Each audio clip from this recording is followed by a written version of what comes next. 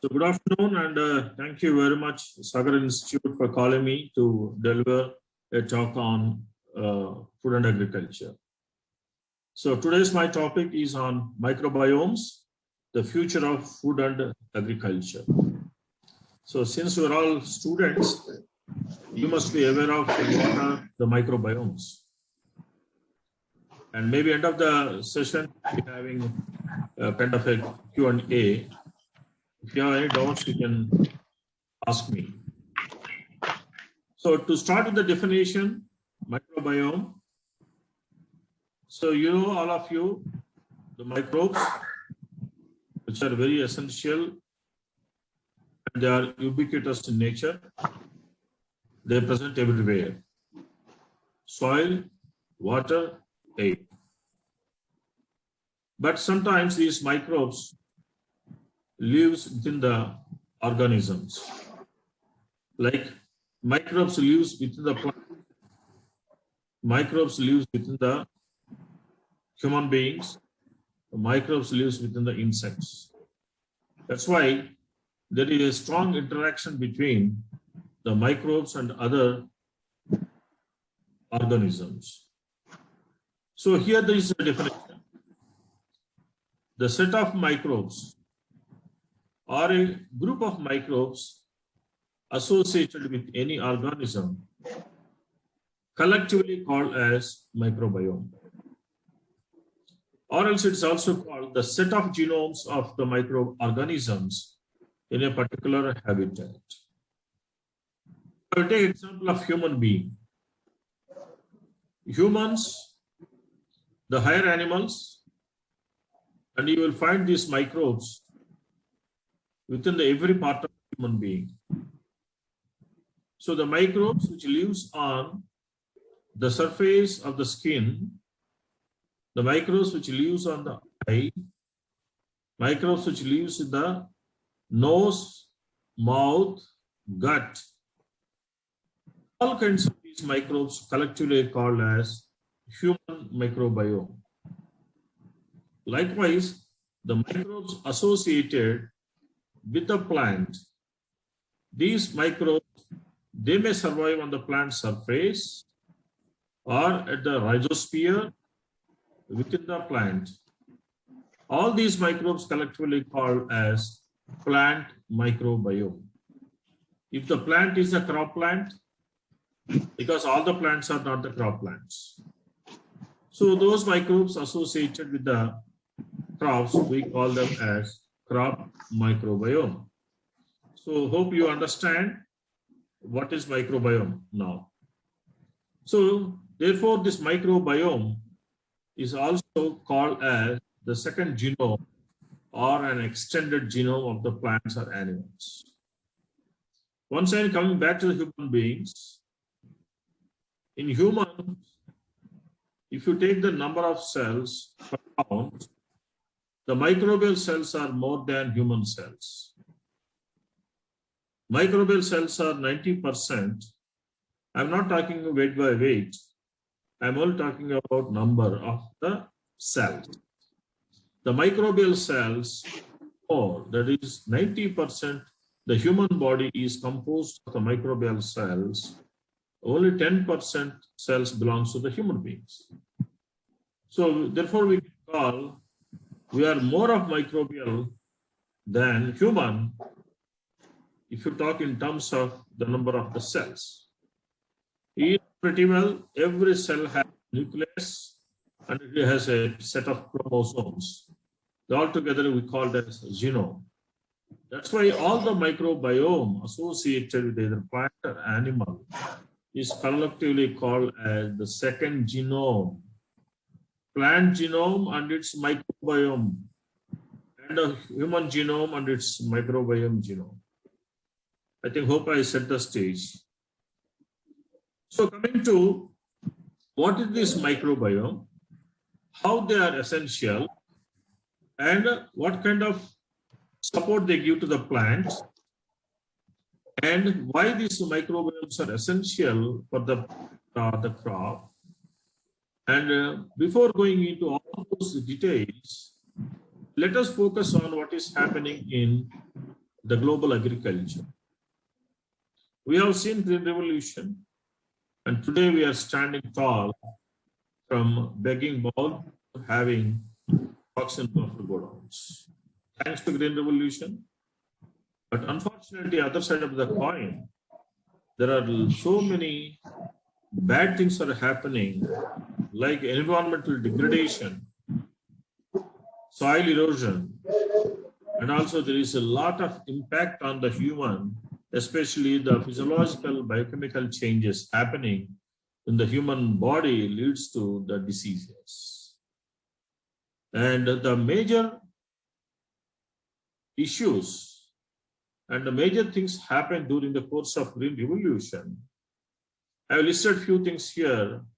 The major things in agriculture especially, it started with the soil erosion, sediment transport and deposition towards the streams, and on-site pollution from overuse of so many kinds of inorganic and organic chemicals, fertilizers, and pesticides. And off-site, that means away from the agricultural site, the deforestation, desertification, salinization of the soil, and accumulation of toxic organic compounds and the loss of biodiversity. We know pretty well Podu agriculture, Podu Vyavasayam. Cutting the forests and then go for, especially mostly the tribal people used to practice this Podu, where they cut the forest trees and they go for cultivation. So soil erosion is the biggest actual damage happened to this earth. And the soil is very precious. Soil is the upper crust of the earth, and it is highly dynamic in nature. And you all know pretty well this has three components: the chemical, physical, and the biological components. Soil thickness is sometimes few inches to few meters. We see there is no soil at all in desert. And the soil is only 1 or 2, 3 inches in Israel, like countries. But unfortunately, in our country, we have soil in meters. So the topsoil is very important for the survival and the plant growth and productivity. So because of the usage of these chemicals and the flooding irrigation, all this erosion, accumulation of toxic chemicals happen.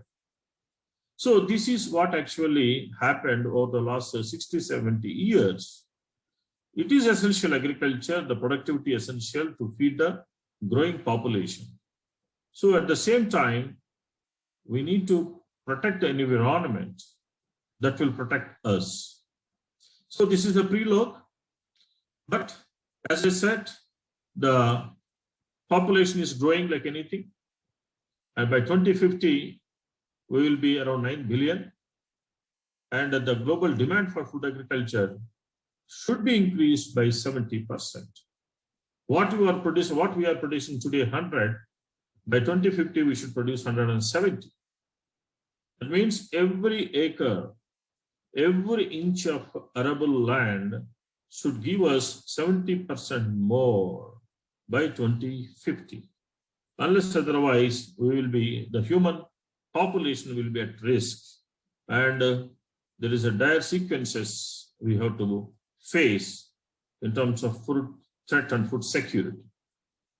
And also at the same time, we need to safeguard our agriculture produce from the new and emerging endemic pests and pathogens. We have seen the great, of course, it's ongoing pandemic situations.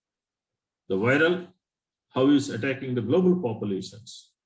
Likewise, sometimes there are certain pests and diseases, especially related to the cropland ecosystems.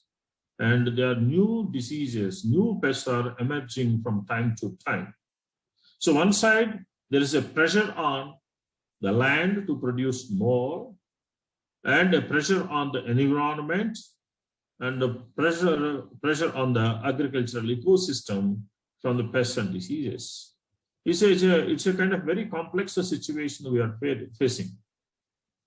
So to come out of all these things, that means balancing between the food production and the human population. So we need to bring in certain sustainable agricultural practices. I have already mentioned about the population growth and increased environmental concerns. Therefore, there is a huge demand across the globe, especially for alternatives. Now there is a popular term called regenerative agriculture. What is the regenerative agriculture? So regenerative agriculture is nothing but the restoring of the whatever we lost. What we lost? We lost, in fact, if you talk about in terms of the damage caused to the environment, water, air, and soil. Soil is highly polluted. The soil erosion I have already mentioned. And loss of soil life, loss of biodiversity. Because previously we used to have excellent diversity across the villages. And we don't see any biodiversity now, either cropland or maybe it may be a domestication, urbanization. We didn't see much of biodiversity. It is critical. So we lost the biodiversity and we lost all the good properties and the qualities of the soil, and the air is polluted and the water is polluted. Therefore, we need to conserve the natural resources. While doing so, we should also produce more for the growing population that will reach 9 billion by 2050. How to do this? And these are the problems what we are facing today because of, we can say because of the Green Revolution. At the same time, the Industrial Revolution also part of it. So if you talk about India, still 60 to 65% population depends on agriculture. And that is the main bread and butter for the populations across the India. And more than industrialization, the agriculture is essential for our well-being. So what happens? This agriculture revolution, Green Revolution, brought in change in climate, also change in our lifestyle. So if you look back some 30 years back, what kind of food we used to eat, and today, and there are several lifestyle changes have come across. And at the same time, there is also change in the composition of the human body because of the accumulation of various toxic substances which are from the food. Of course, food from agriculture. Agriculture predominantly from the soil and water. So what happens to the human beings? I listed here the 4 major changes happened during the Green Revolution and also lifestyle changes. Overweight and obese, that is very predominant. Because of it, we have seen the diabetes and other diseases. Undernourished and non-communicable diseases like, as I mentioned, diabetes and other things. And the micronutrient deficiency, this is also called as hidden hunger. We are producing. Of course, we have surplus grains in our buffer godowns. At what cost? Quantitatively, we are producing to feed the growing population. But what about the qualitative? Qualitatively, our food is very, very inferior. A balanced nutrition requires, the macro elements, secondary elements, and micro elements. Apart from that, some minerals and also the vitamins, enzymes, all these things are required. Unfortunately, the food grains, what we are producing today, we are just feeding some nitrogen and feeding certain abundant chemicals, especially the macro chemicals. And absolutely, we have forgotten use of the balanced food giving to the plants. Therefore, what you get, what you feed, what you get it. Likewise, there is a good saying that what you eat, what you are. So likewise, what you feed to the plant, what plant gives. So what plant gives, it gives food, but what kind of nutritional quality? Unfortunately, very less nutritional quality what we are producing today. So therefore, the micronutrient deficiencies you can see in our food materials. And at the same time, what happened to the environment? As I already mentioned about the soil degradations, environmental destruction, biodiversity loss, and climate change. Both the sides. What happened to the environment? what happened to the human beings? So now these are the questions in front of us. Students, these problems are the big opportunities for you all. All the problems, whatever we have, whatever I mentioned here, every problem is a very big opportunity. So you can seriously focus into to become an entrepreneur or maybe a academician or a scientist or something. For everything, each and every point serves as a model. So coming to the today's subject about the microbes, how they help and how they interfere, how they intervene these situations. So as I mentioned, the good soil gives good plant gives good food, and good food gives good health. All these things, the basis is microbes. Therefore, I started here the microbes. From there, soil microbes, and these microbes helps the plant, and the plant gives good food and good health. It's a kind of a transmission factors. So therefore, there's a lot of research is nowadays going on across the globe, especially last 1.5 decades. The microbiome research is at its peak, both at the human microbiome as well as the crop microbiome. Previously, we used to know, even in your subject books, we talk about nitrogen fixation, phosphate solubilization. So likewise, we have the Azotobacter, Azospirillum, Rhizobium, phosphate solubilizing bacteria. Now the situation is entirely different. How holistically these microbes help the plant health? That's what we are discussing today. So emerging research suggests that the soil microbiome might have an even more direct effect on our health. So microbes will have the direct impact on the health. I told you the two relationships now. One relationship we derived from man is more microbial than human, because the human has 90% cells of microbial origin. That I said one. The second is the microbes from the soil to the plant to the food to the human beings. So therefore, now the emerging science, there is a lot of good science accumulated, and it's still growing. The lot of research is going on the relationship between the microbes, food, and human beings.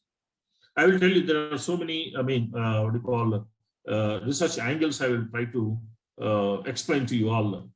So there is a direct effect of these microbes on our health. That is underlying point. And if you look at what is happening of modernization and also lifestyle changes, mothers are the source of the transmission of microbes and gut colonization during and after the birth. So natural births, how many mothers are undergoing? The statistics says not even 20 to 30%. Most of them are going for cesarean.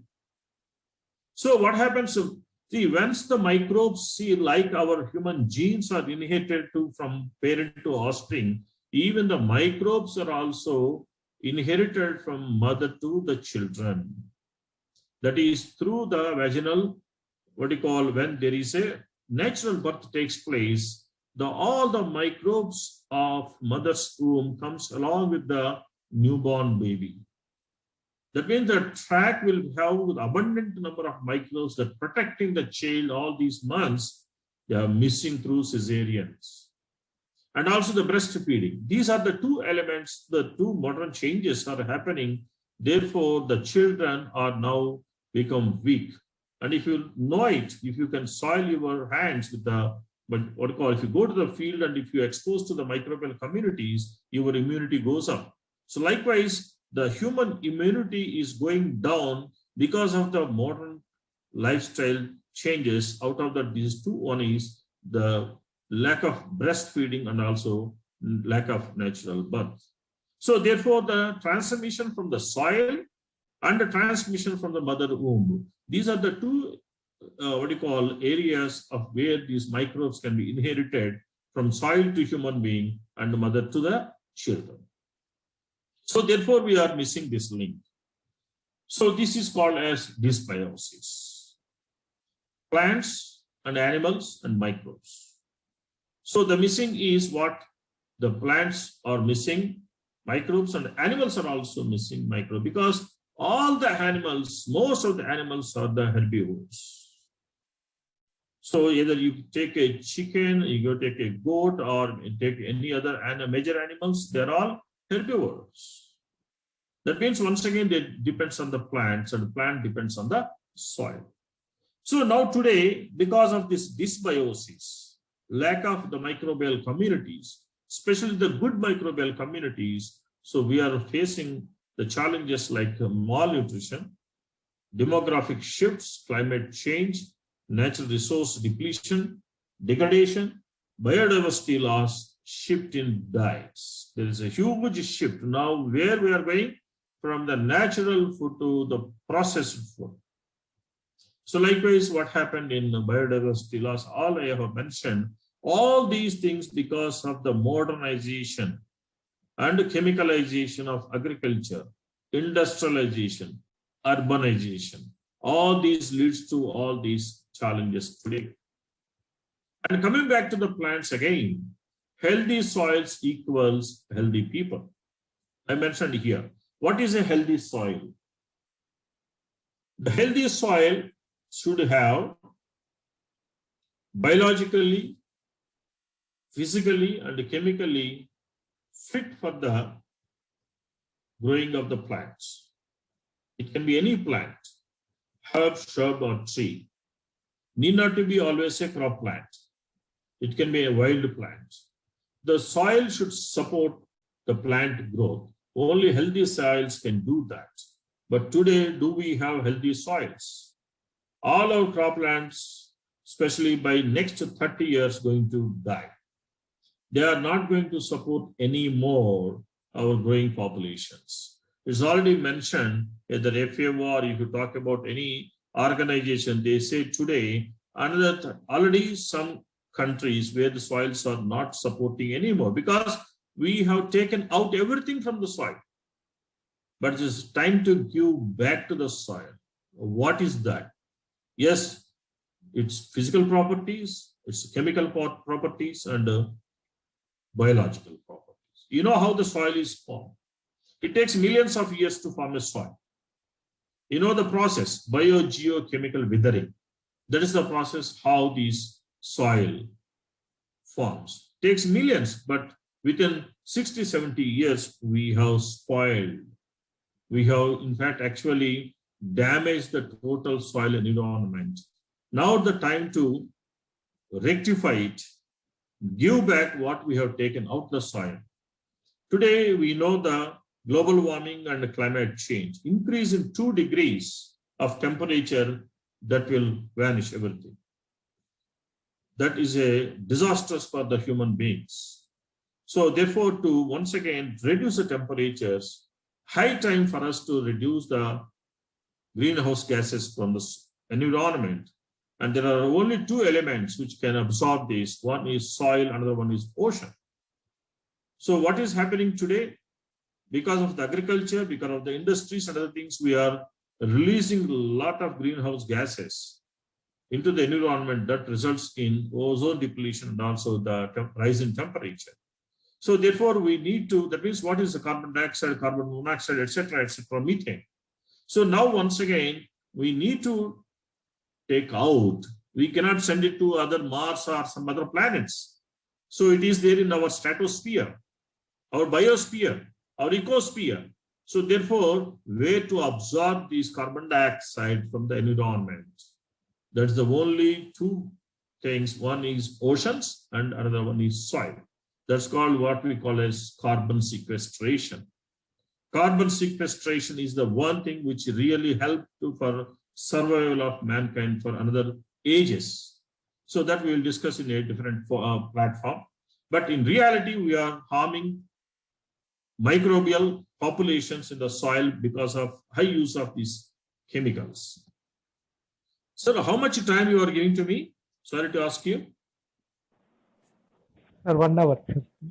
Okay, another half an hour I can take, please. Okay. So now we are growing and living far away from the soil. I mentioned there are 2 things. One is soil is the one where we can see both good and bad neutral microbes. And we are going now far away from the soil. If you look at the human origins and human dwellings, it's all from the soil. Soil is the basis, and everyone have interactions with the soil. Today, 70% populations, except to those who are not educated, those who are living in poor villages, they're only doing agriculture. Rest of the people, educated, middle class, upper middle class, all these people are now either doing job or industries, or maybe they are migrating to the cities. And I do not know how many, I think we will be having around 30, 40 participants. How many people, before you enter into this institute, they really know this agriculture? Even if you talk about the people studying in urban areas, they don't know. They never touch the soil. They never went to the fields. Therefore, we are disconnecting, because soil is very, very, very, very important. And I mentioned about the phylogenetically, humans developed in close contact with the soil as their physical basis for living, providing shelter and water, as well as food for daily life. So now, from the horizontal, we started living vertically. So no more independent homes. We're all skyscrapers and multi-storied buildings. And where the light is shortage, and we are now living on the protective water. And today, everyone use 10 to 15 times sanitizing their hands. So in-room living, not exposed in sunlight, and too much of sanitation. So it is all what is, environment is protected, but at the same time, our close associate is the microbes. That's why I said the beginning itself in my prelogue, what it is, intimation with the microbes is very essential. If you lose those important microbes, you'll be losing your integrity. I mentioned two scenarios here. What happened in rural environment and what happened in urban environment. I already mentioned to soil, plant, human microbiome interactions, very essential. In the rural environment, if you talk about 30, 40 years back, and the people directly consume the plant materials. Plant materials, they may cook, but mostly 50% they uncooked and 50% cooked plant materials they used to use. Today, yes, 70% of food is coming from processed or storage. What happens between these two? So we are losing very important microbial communities which are essential for human digestion, which are essential for our immunity, we lost. So that is the first step. And second thing is, yes, sanitization is very essential. At the same time, the human intestine microbiome is very important. That is called gut microbiome.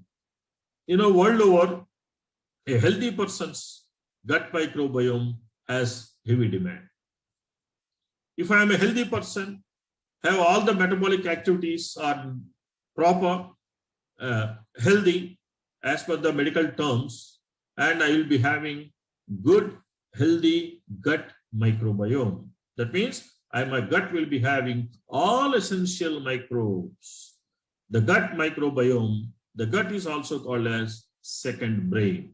The gut is also, gut means our stomach is also called as second brain. So these microbes has a lot of influence on our metabolic and physiological characters.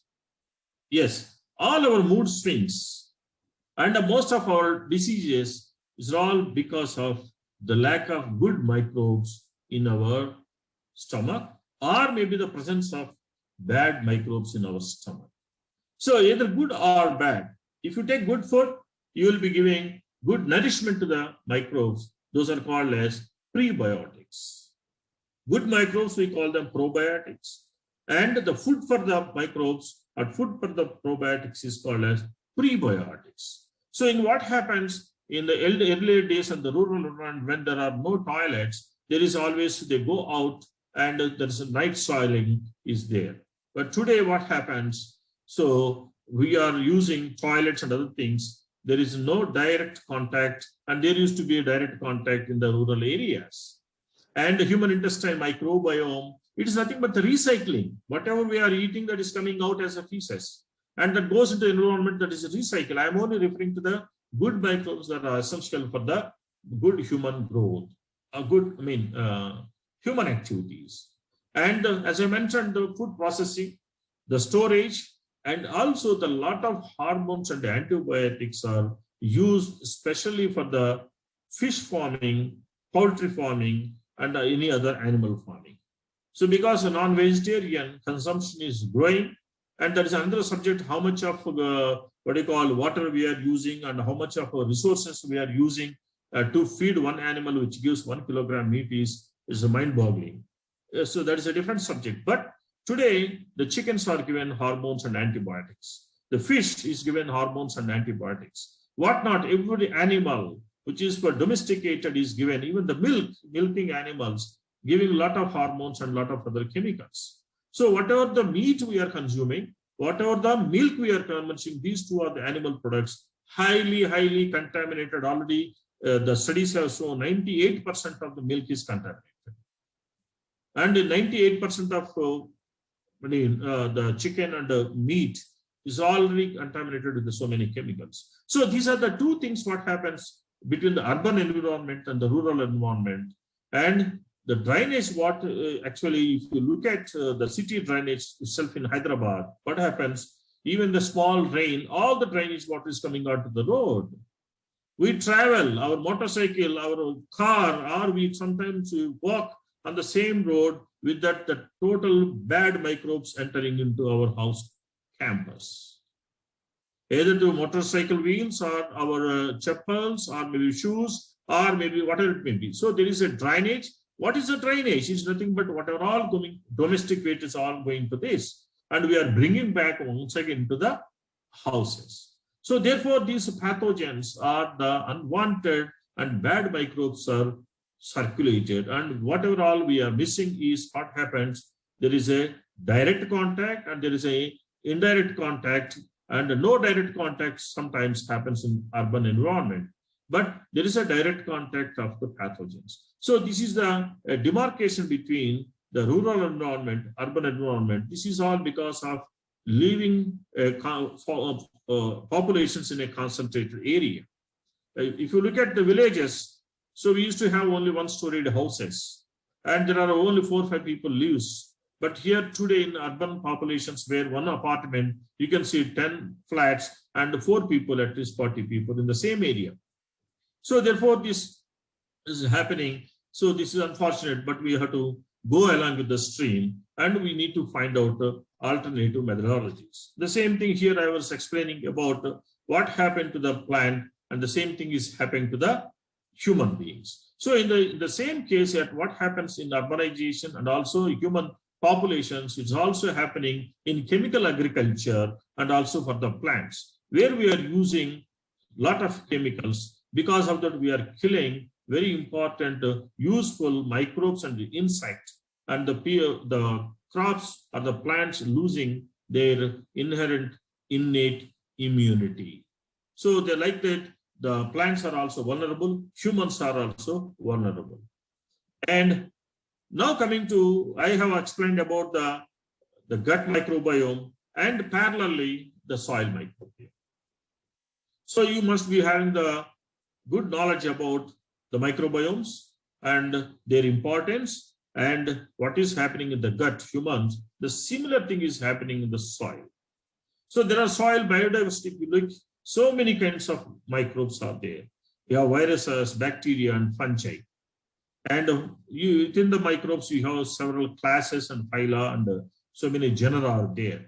But the soil is a very important dynamic medium which support plants from there, the animals and the human beings. So therefore, because of this biodiversity loss, we are also losing the integrity and the core, what you call, values of the soil. And the time to restore all those things, yes, I already explained about the reasons for dysbiosis. So therefore, we need to now consume more of the plant origin directly, mostly directly fruits, vegetables, salads. If you can start consuming, you will get not the processed one, not the preserved one, not the highly what you call maybe the cooked ones, but you need to consume 30 to 40% of the food which is fresh from the farm, like fruits, salads, vegetables, and etc. The plants that will really help to improve your gut health. So therefore, the reintegration is very important. And now coming to your subject, biological agriculture. What is it? All these days, we are depending on the chemical agriculture. Chemicalization happened. Everything is chemical. The nutrients are chemicals. Fertilizers are chemicals. Pesticides, insecticides, rodenticides, weedicides, virucides, bactericides, fungicides, whatnot. Everything is a chemical. Therefore, we have completely damaged our environment. So this is the high time to bring back life to the soil and the environment. So therefore, now the pressure from climate change, contaminated environments, and pathogens, and there is a high pressure on the governments, especially, to reduce these pollutions and also reduce usage of chemicals. Therefore, some states of our country and some countries, they declared organic. They banned, recent country banned all the chemicals in Sri Lanka. Whole country, they have banned using of chemicals in agriculture. So therefore, what is the task in front of us is the balancing between physical, chemical, and biological factors of the soil to restore minerals and also the biotic balances. Biotic means the living components which are very essential for the plant life. So therefore, we need to develop systems to regenerate our agriculture, out of which one is the microbes. I've already mentioned about how essential microbes in plant life. Every plant part is inhabited by microbes. So microbes and plants, they coexist and they co-evolve. And the crop yields and fitness are linked to the plant microbiome. Therefore, the plant life, plant survival, and plant productivity all are now depends on the microbiome. I once again explain the microbiome is nothing but all the microbes associated with the plant. They may live on the plant surface, or they may live on the root, rhizosphere, or they may live inside the plant, collectively called plant microbiome. So how do you exploit this plant microbiome? What is this plant microbiome? Why it is different from different plants? Yes, I will explain here. Every plant, like human beings, why I am comparing with the human beings, the plant life and the human life both are almost the same, interdependent, and the plants are autotrophic and humans are heterotrophic. That is the basic difference. And we have mobility and plants do not have. But here, if you look at a human being, if you consume food, what happens to it? We digest, we perform our life activities, but the undigested food or maybe the liquids, they go out of the body in the form of sweat, urine, and stools. Hope you understand. So these are the three exits from the human body. Likewise, from the plants, the two exits, one is the liquid that goes out of the plant through transpiration. Transpiration, you know that, evaporation of water. And second thing is root exudates. Whatever all metabolized inside the plant also, after utilization, they also secretes something into the soil through the root. Those are called as root exudates. Now, these root exudates and also those are coming out of the stomata. They are the pores on the leaf. They releases sometimes enzymes, vitamins, proteins, micromolecules. They attract microbes. They attract microbes. Every plant produces different kind of exudates. Therefore, they will attract different kinds of microbial communities. So these are called microbiomes associated with the root and the microbiomes associated with the leaf. So, and also these microbes, they go inside the root and they lodges in the stem and in the vasculature. So I think I may be having one slide to explain how many types of microbiomes are associated with the plant.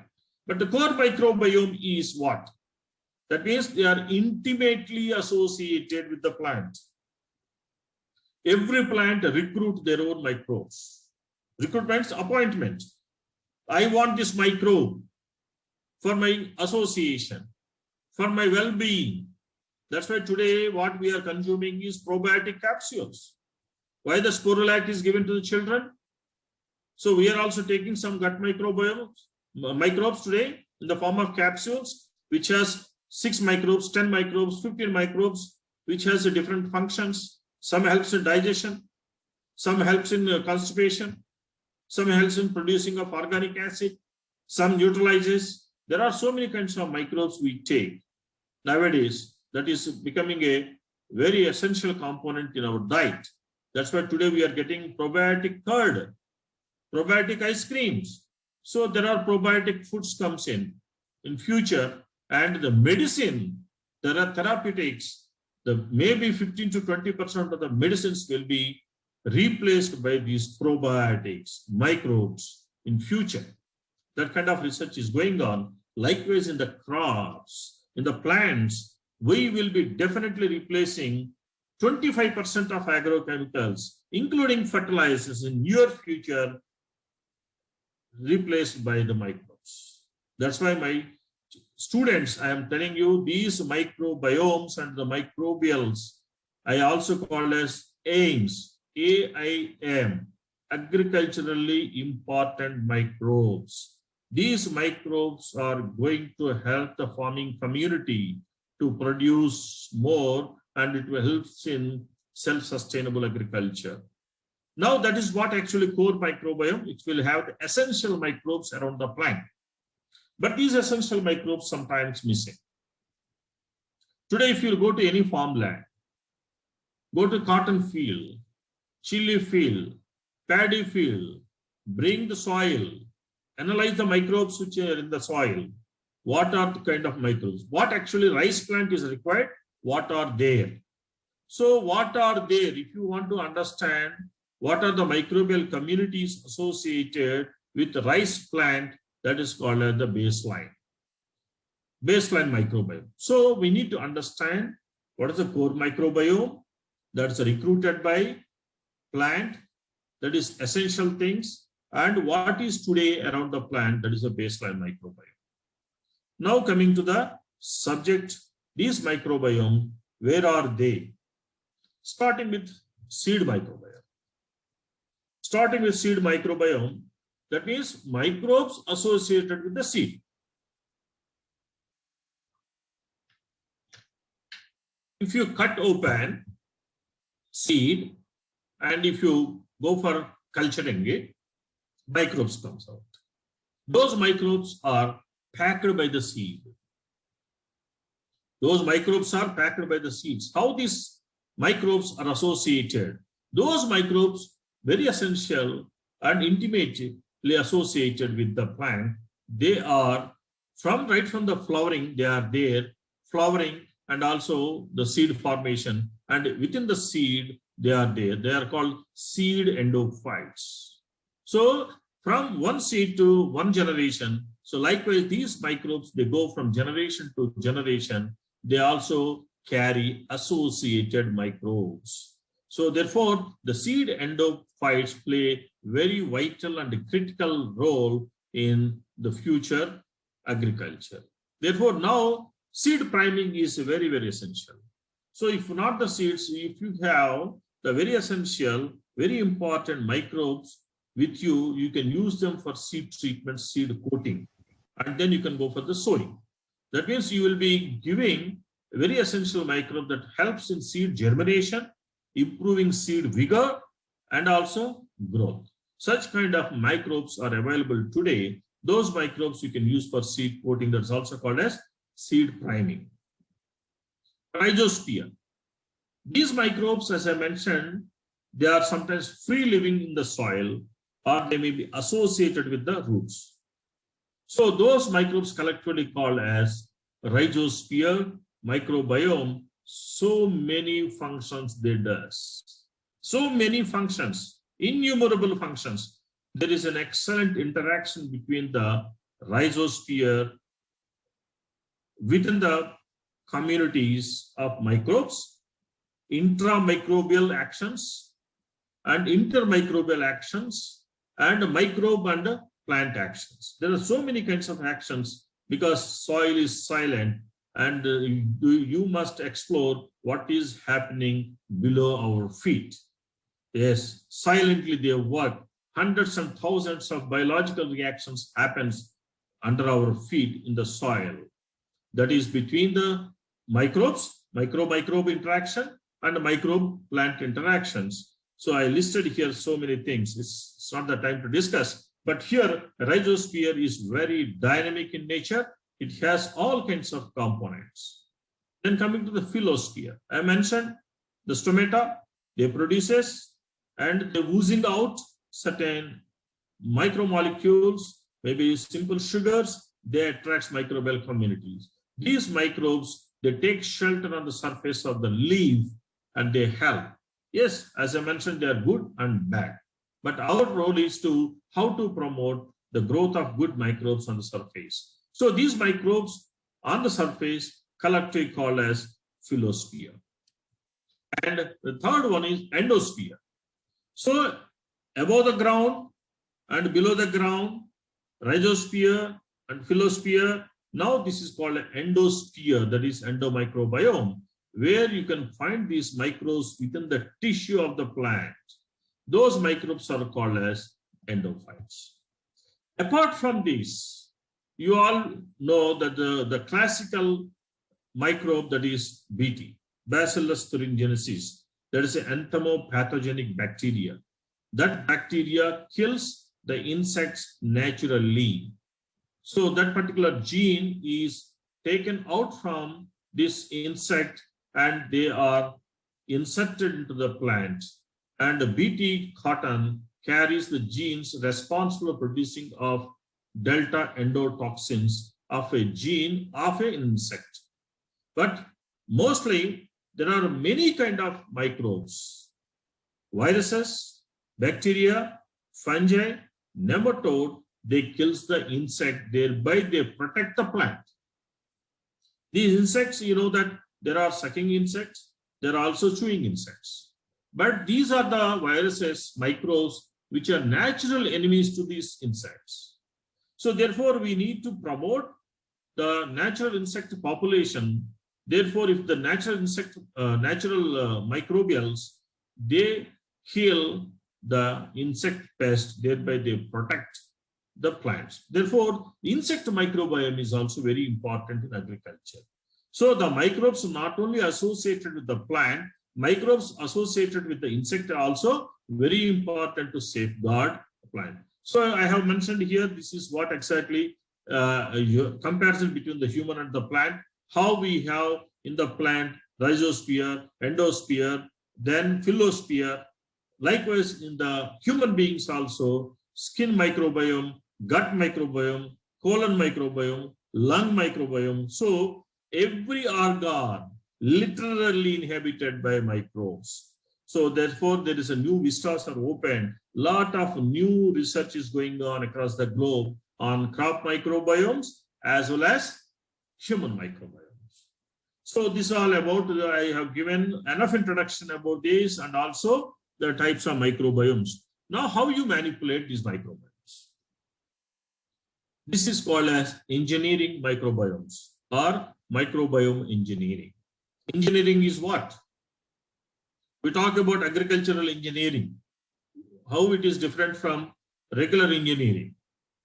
So agricultural engineering, how you assemble and implements used for agriculture.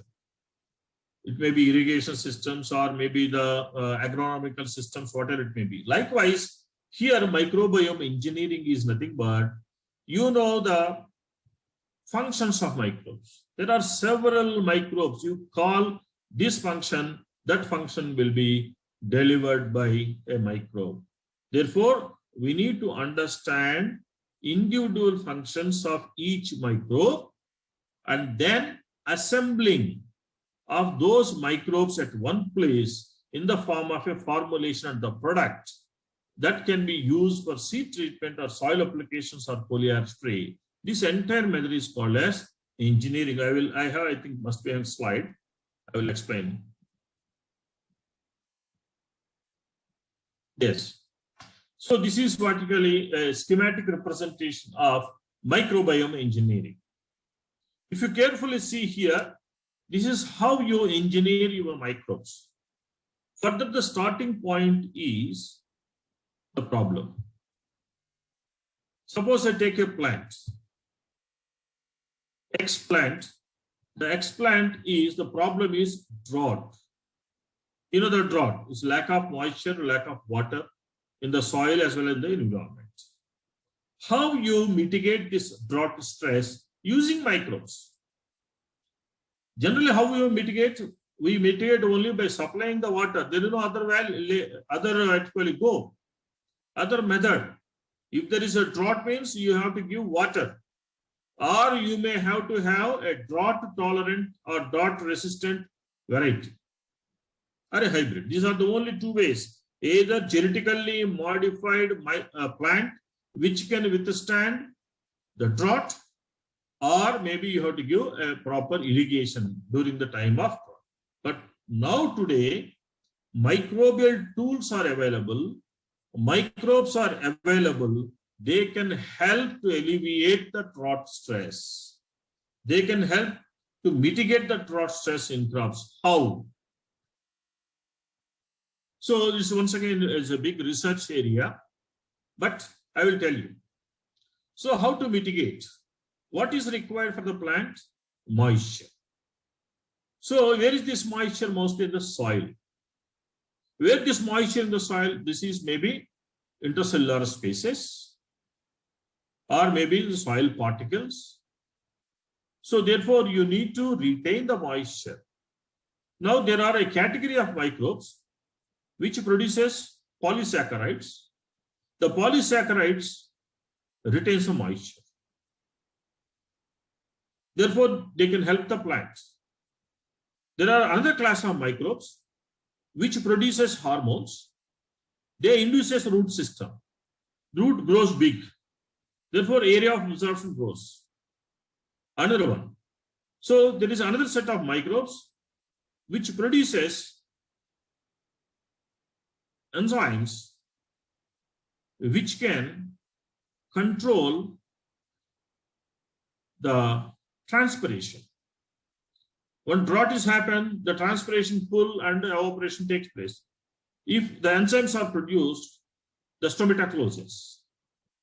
So therefore, there will not be any evaporation and the retention of the moisture inside. There are another microbe which produces volatile compounds. So likewise, enzymes, amino acids, proteins, volatile compounds, growth promoting substances, polysaccharides. These produced by, all these are produced by different kinds of microbes. If you can assemble all these microbes at one place, that is nothing but engineering. And if you can introduce these microbes into the plant as soil application or a seed treatment or foliar spray, that does all these functions, helps the plant to come out of the stress. So in a nutshell, this is a non-GMO approach of trait development. We have not used any genetical manipulation here, neither microbe nor plant. We have only manipulated the natural living microbes and we made a modification, and that means assembled. These microbes are given to the plant, and the plant now survive. Why? Because that stops the drought expressions. What are the drought expressions? Generally, when drought happens, drooping, wilting happens.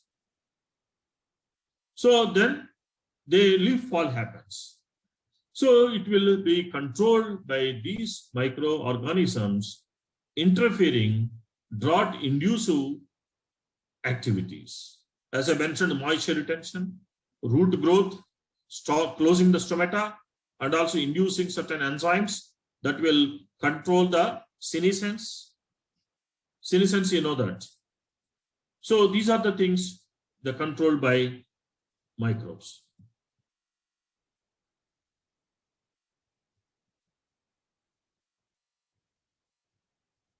So coming to various platforms, these microbiomes, I already mentioned about the human microbiome, insect microbiome, plant microbiome.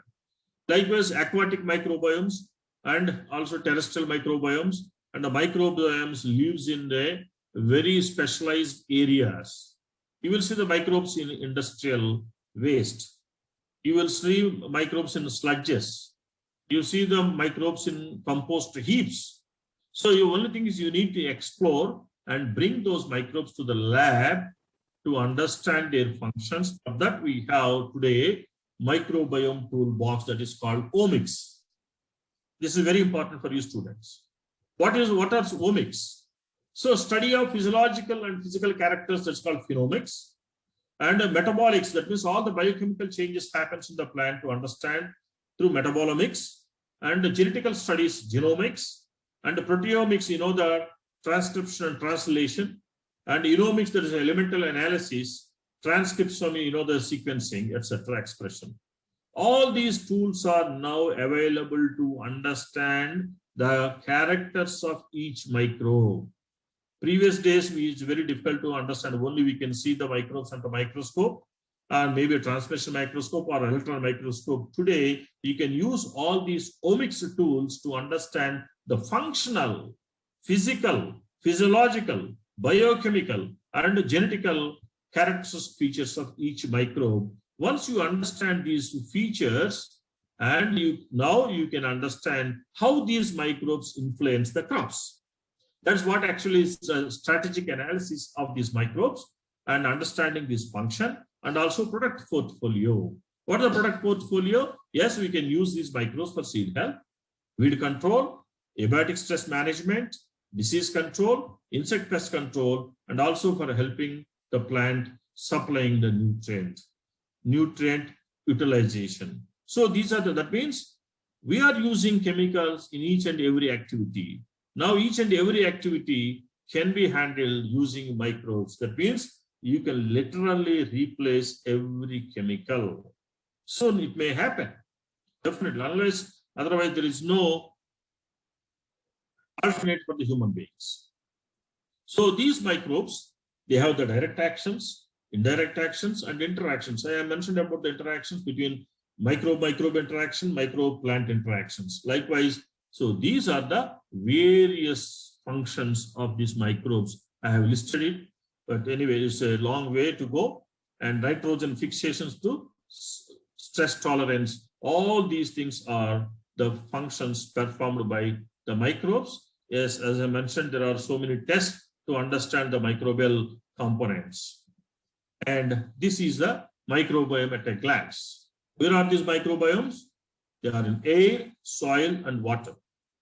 So AMBs, these are, as I mentioned, AIMs, agriculturally important microbes. So these are associated, and you can see they helps in biotic stress mitigation and abiotic stress mitigation. That means the microbes kills the pathogens.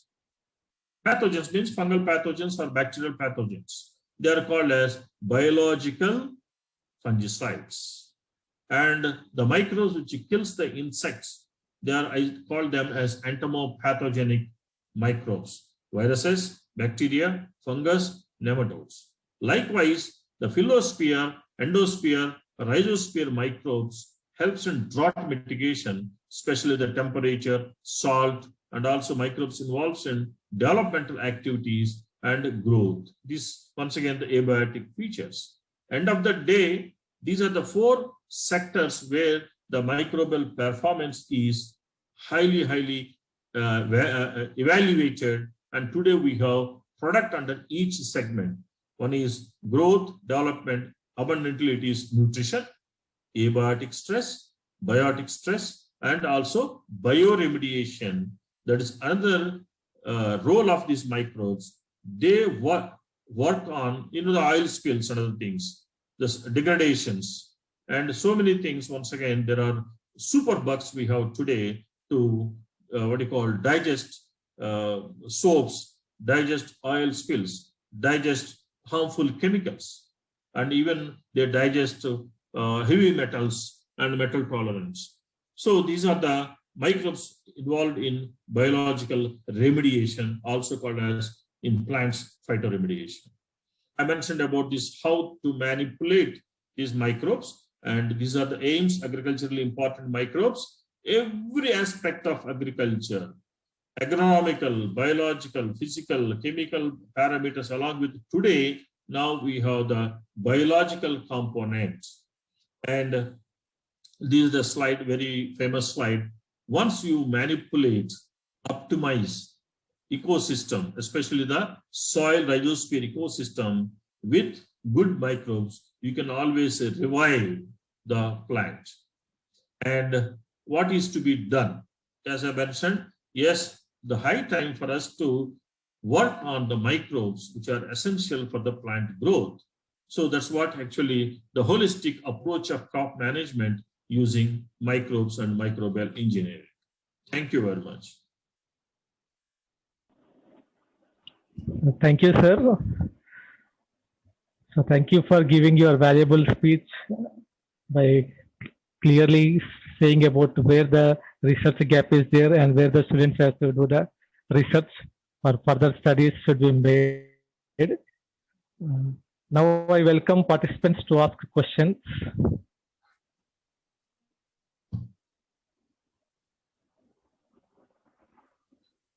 Students, you can unmute and ask. Yeah, students, you can unmute your speaker and you can ask questions.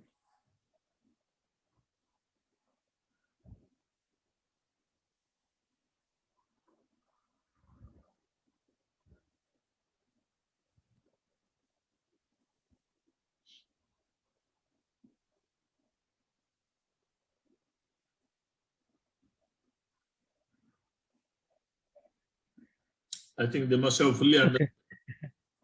Yes, sir.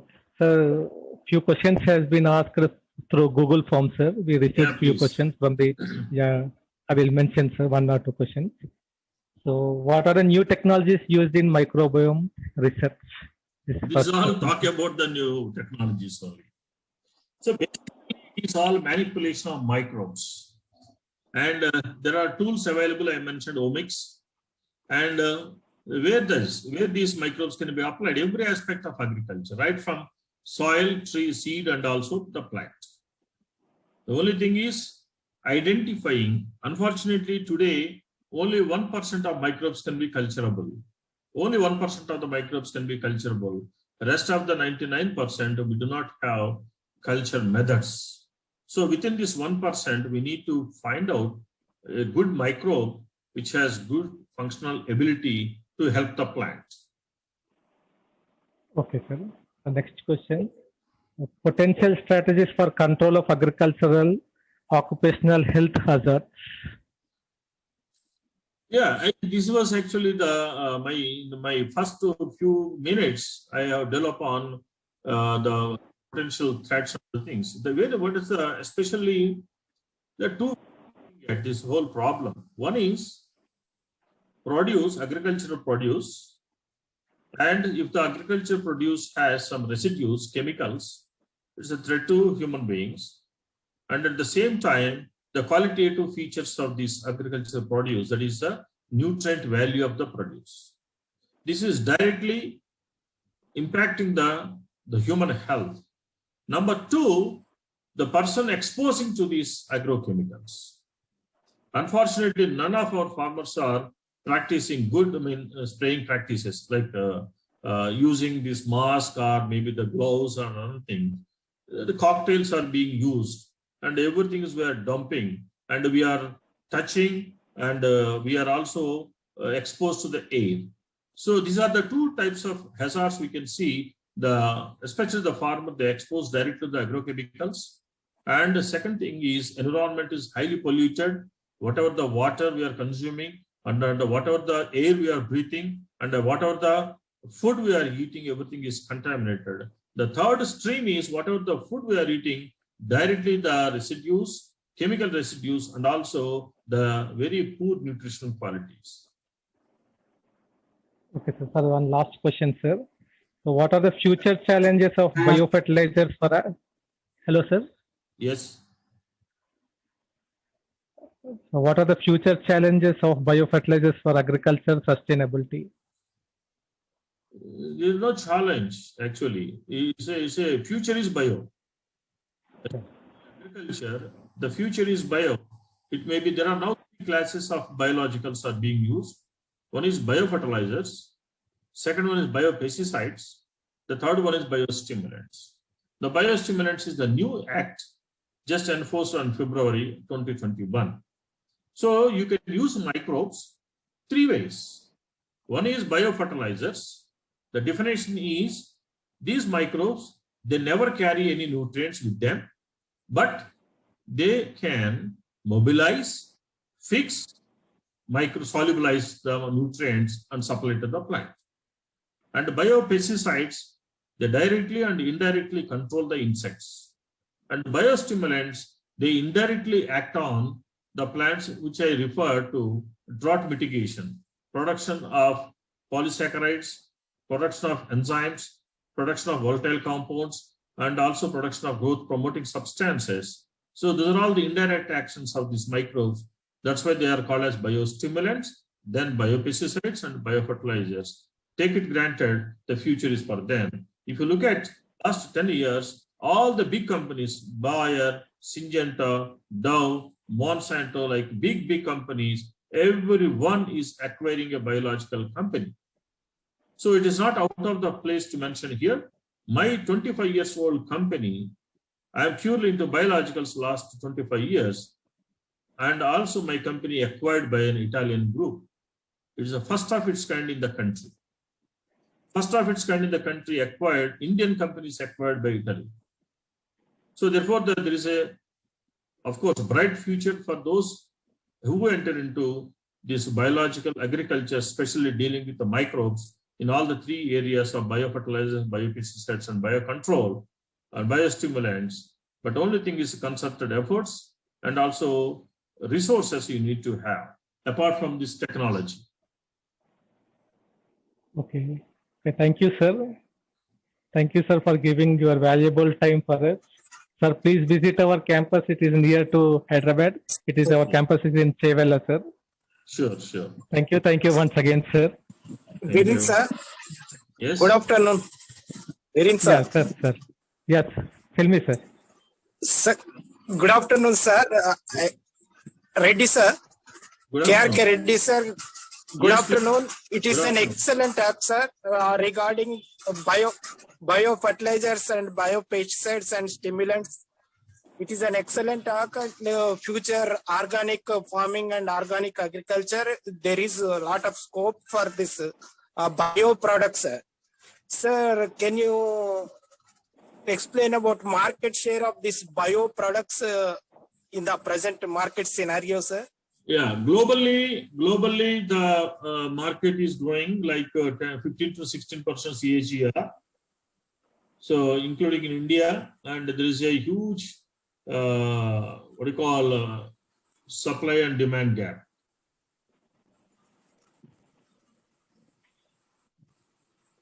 Sir, 15 to 16%. Okay, sir. 15 to 16% every year it is growing.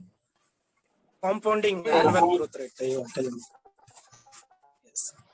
And also there is need to motivate the farmers about these products also, sir, to popularize.